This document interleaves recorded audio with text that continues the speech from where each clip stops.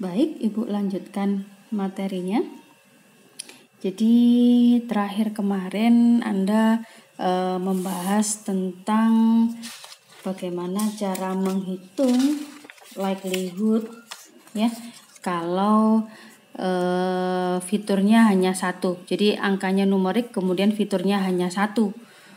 Nah, sekarang Ibu akan membahas bagaimana kalau fiturnya ada lebih dari satu, misalkan 2. Nah, ini mulai agak kompleks nanti.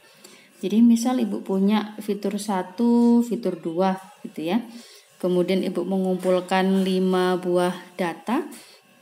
Data pertama adalah Ibu random aja 2, 4, 6, 8, 10. Ya, fitur kedua adalah 2, 1, 2, 4, 6. Oke, sebut saja dua data yang pertama ini adalah kelas A. Kemudian data yang ketiga, 4 dan 5 ini adalah kelas B. Gitu ya. Nah, maka kemudian Anda tidak bisa lagi menggunakan rumus yang ini karena ini standar deviasinya adalah untuk menghitung satu fitur. Ini meannya juga merupakan satu fitur. Jadi Anda harus menggunakan rumus yang lain untuk mencari likelihood.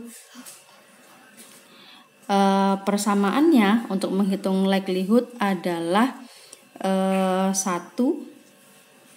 dibagi, sebut saja misalkan Anda mencari P dari data X yang diminta gitu ya.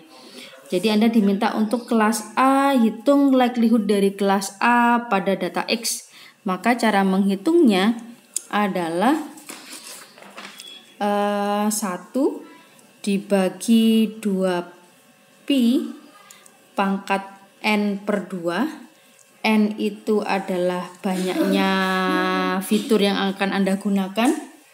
Jadi kalau Anda pakai 2 fitur maka pakai N-nya sama dengan 2. Dari apa?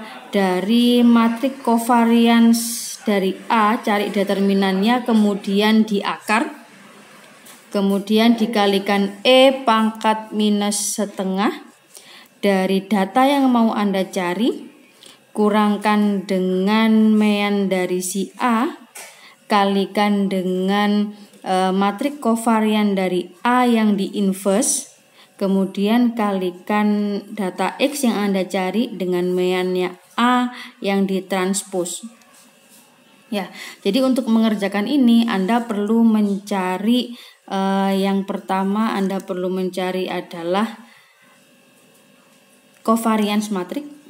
Covariance matrix sama seperti pertemuan sebelumnya ya. Covariance matrix itu adalah Anda cari menggunakan 1 dibagi N-1. N adalah jumlah datanya dikalikan matrix mean corrected data yang ditranspose dikalikan mean corrected datanya. Ini adalah rumus dari covariance matrix. Kemudian Anda juga perlu mencari berapa meannya si A, gitu ya. Kemudian berapa meannya si B, gitu ya. Jadi misalkan ini meannya si A, ini kan rata-ratanya berarti sama dengan ini 3. Ini 1,5 gitu ya. Meannya si B berarti Anda punya 8 dan juga 4. Ya, ini meannya. Misalkan X yang dicari, data yang dicari berapa kalau fitur satunya 5, fitur 2-nya adalah 2. Maka dia kelas apa gitu. Misalkan pertanyaannya itu. Oke, maka kemudian kita akan menggunakan rumus ini untuk mencari kelas ini kelas 5 dan 2 ini kelasnya apa gitu ya. Oke, jadi kita perlu mencari covariance matrix dari si A. Oke, jadi masing-masing kita buat nilai meannya dulu. Kita buat mean corrected data overall-nya. Jadi mean overall-nya ini kalau Ibu hitung tadi ketemu 6, yang ini meannya ketemu 3. Gitu ya. Jadi kemudian kalau kita buat mean corrected datanya, berarti kita punya di sini adalah minus 4, minus 2, 0, 2, 4, minus 2, minus 1, minus 1, 1 dan juga 3. Ini adalah mean corrected datanya. Tapi kita nanti akan menghitung covariance matriknya per kelas ya. Jadi ini kita hitung covariance matriknya sendiri, ini kita hitung covariance matriknya sendiri. Oke, jadi kemudian kita hitung covariance matriknya si A, tadi sudah Ibu hitung. Jadi ketemu covariance matriknya si A adalah berapa tadi? Oh ya, 2885. Nanti bisa dicari ya. Jadi 1 dibagi n-1 datanya cuma 2, berarti 1/1 dikalikan ini ditranspos dikalikan ini sendiri, hasilnya adalah ini. Sedangkan si B tadi sudah Ibu hitung, ketemunya adalah 20, 14, 14 dan 11. Gitu ya. Kemudian determinannya ketemunya adalah 36 si A, determinannya si B ketemunya adalah 24. Nah, Anda kan juga perlu inverse ya. Oke, nanti belajar lagi inverse 2 kali 2. Tadi sudah Ibu hitung inverse-nya si A. Ketemunya adalah 5/36, kemudian minus 8/36, minus 8/36, di sini adalah 20/36. Ini adalah inverse-nya si A. Inverse-nya covariance matriknya si B, Anda perlu inverse-nya si B juga kan di sini ya. Berarti sama dengan 11/24 minus 14/24 minus 14/24 20/24. Nanti dicoba secara manual ya, bagaimana cara mendapatkan inverse dan juga determinan dan juga si covariance matriknya. Oke, misal kita sudah menemukan semua komponennya, mu A ketemu, mu B ketemu, kita tinggal masukkan ke rumus atau persamaannya. Oke, kita hitung si A. Jadi berapakah likelihood dari kelas A untuk data 52 tadi? Berarti 1 dibagi 2pi, karena n-nya di sini kan 2. N-nya tadi kan 2 fitur ya, berarti 2 dibagi 2 berarti 2pi pangkat 1. Mana tadi rumusnya? Ya. Oke. Kemudian 2pi pangkat 1, determinannya si A tadi adalah 36, akarnya berarti sama dengan 6 dikalikan dari E pangkat minus setengah dikalikan X minus dikurangi rata-ratanya. Jadi nilai X-nya kan 52, rata-ratanya 3,5, berarti 52 dikurangi 3 dengan 1,5 gitu ya.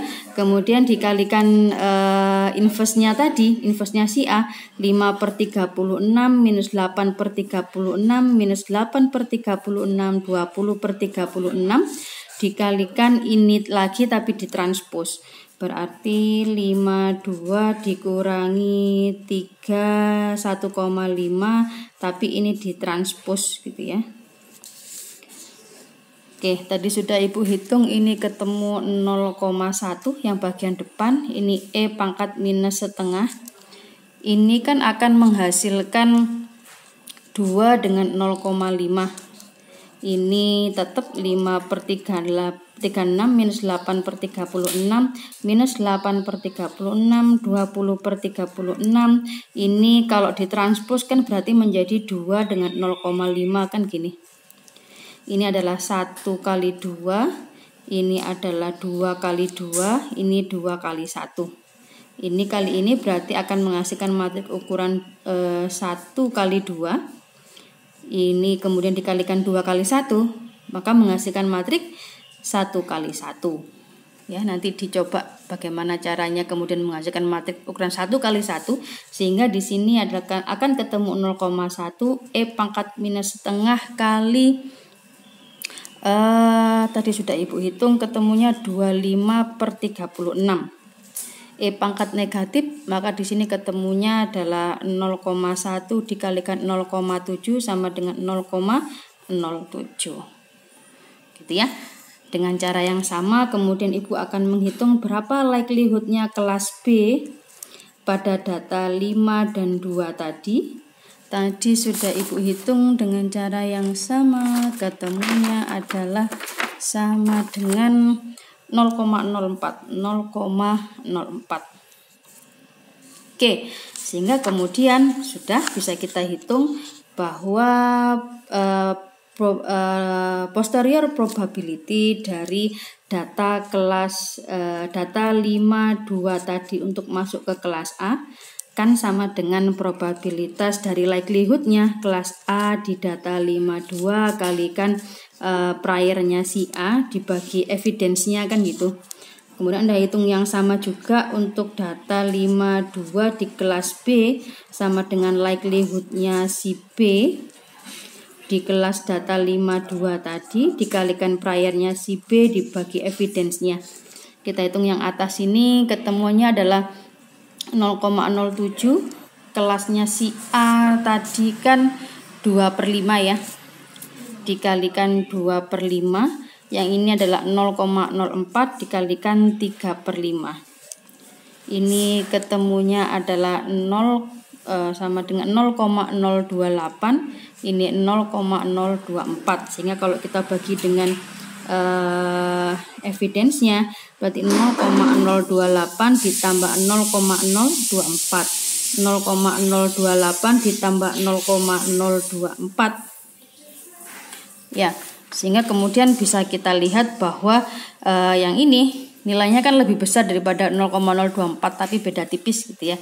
Jadi bisa kita sebutkan bahwa data 52 ini adalah masuk ke kelas A gitu ya. Jadi data ini masuknya ke kelas A